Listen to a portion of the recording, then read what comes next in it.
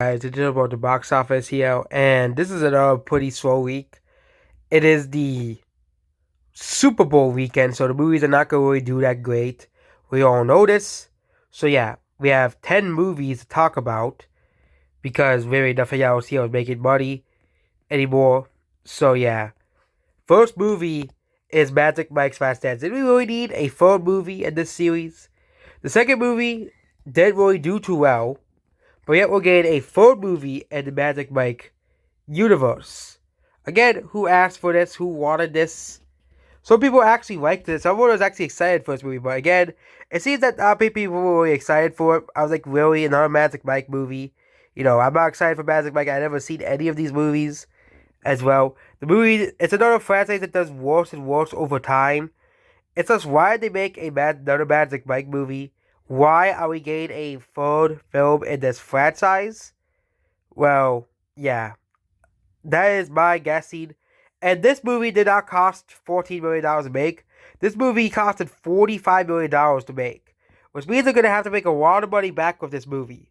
$117 million back with Magic Mike as well. So yeah, Magic Mike is likely going to flop as well because they put this in very little theaters. So I think this is a movie that they just put out to die. Literally. Next is Avatar. So Avatar this week, it has passed it worldwide, but I don't think it's gonna pass it Top Gun domestically. People say it will, but this movie's slowing down so badly. If you compare it to Top Gun is still making 10 million. Top Gun is doing better at this point, and it was competing with the big summer movies. It's having better legs than Top Gun did. No, than Top Gun until the movie started receiving some competition at the box office. Then the movie started to decline, like by a lot from week to week. So yeah, Avatar I think it's gonna make like 2 to 3 million next weekend because of Ant-Man and the Wasp: Quantumania is coming out, which is gonna be a big refresher in terms of sales, ticket sales for the box office. But again, Avatar surprisingly has made $2.21 billion. Yeah, not the $3 billion that it was supposed to make, but it is getting closer and closer. But I don't know how much more this movie's gonna make, considering the fact that Ant-Man will be taking most of its feeders internationally. I really do not know how much more this movie's gonna make because Ant-Man is coming out. It's gonna actually have some actual competition, because during Christmas, its competition was Puss in Boots: The Last Wish, which again did really well, but it didn't make a dent in Avatar sales. Okay, despite more and more people talking about Puss in Boots, which is why that movie had the insane ratings it had. And of course, you had Megan that came out that became really popular, and then you have Ant-Man. You have some movies released in between, but they're not major movies essentially. Okay, Avatar is going to massively slow down next week because of Ant-Man as well. I don't really think Puss in Boots will decline as much as Avatar. But yeah, next is Titanic. So they re-released Titanic into the theaters for some reason as well. This is actually the third time they re-released Titanic into the theaters. First time was in 2012 when they made a 3D version of the movie. And now they did it again. They just re-released this movie in the theaters as well. I think they did because, they really wanted to screw over Magic Mike, which is pretty hilarious. It's also the seventh ragiest movie of all time, apparently, too. So yeah, these are the ragiest movies of all time. And yeah, Puss in Boots is not here. Yeah, Puss in Boots is not one of the ragiest movies of all time. But yeah. Next is 80 for Brady. Yeah, this movie is a flop. It's not going to make any internationally money because, of course, it's a football movie. I'm glad this is floppy because what I heard from this movie is that this movie is just cringe as well. And I'm glad that this movie flopped. Okay. This movie is a failure. Next is Knock at the Cabin, which had an abysmal second weekend. This movie is probably going to make money at the end of its box office run, but it's going to barely make money at the end Of course, I don't think they updated the international sales for this movie, as well, because they haven't updated the international sales. So this movie, because I believe the international sales are the same as last week. As well, yeah, they have not. I don't think they have updated this movie's international sales, but this movie has not really done too well internationally. It has not done too well domestically. So this movie will probably be like, nope, will barely makes any money whatsoever for as well. Abysmal ratings, especially considering that Ant-Man's coming out. This movie's gonna probably drop another 50 to 60%. Next is Puss in Boots: The Last Wish. So this movie is nearing $400 million worldwide.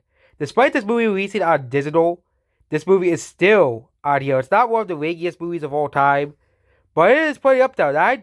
Nine times its opening is pretty impressive as well. This movie has passed the original and domestic, but internationally, this movie is not doing worse than the first movie. The first movie has made around $4 to $5 million internationally. I think the movie's gonna end up around $440 to $450 million worldwide.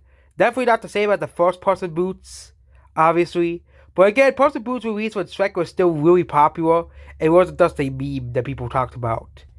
But yeah, this movie, has done extremely well over every week it has been in the box office. And I think it will continue doing well until Mario comes out in the theaters. And it definitely did pass every Disney movie ever released. So, this year. Not of all time, obviously, but of this year. Next is A Man Called Otto. Yeah, this is a box office failure. This movie needs to make 100. This movie, they spent too much. Again, another example of a movie they spent too much money on. This movie's only been a $20 to $40 million budget movie. But again, Hollywood loves to give movies for $50 million budgets for some reason. For a movie that does not need to cost $50 million. So, yep, just like Prey, this movie is a box office flop.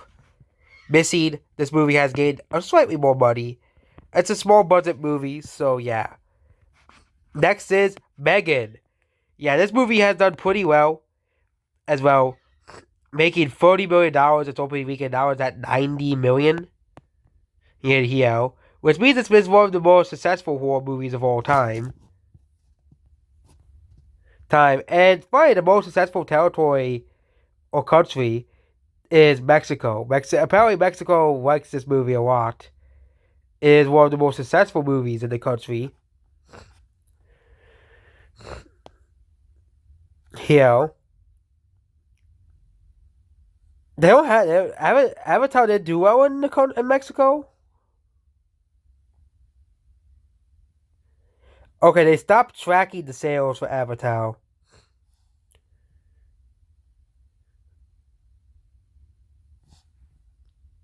It made $54 million, so it did pretty well.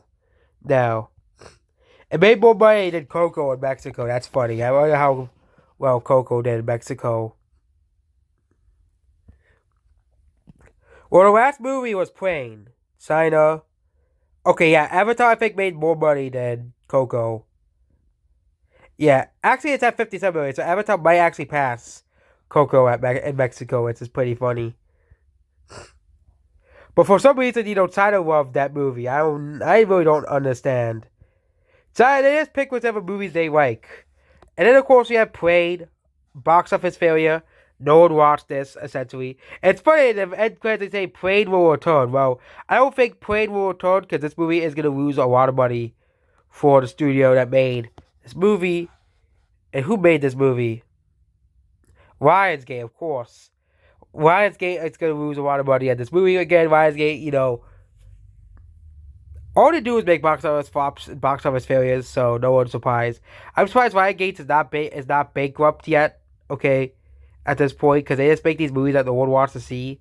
Lionsgate's just like the joke studio, okay? They just make movies that nobody wants to see as well. So yeah, that's basically this video here. Goodbye.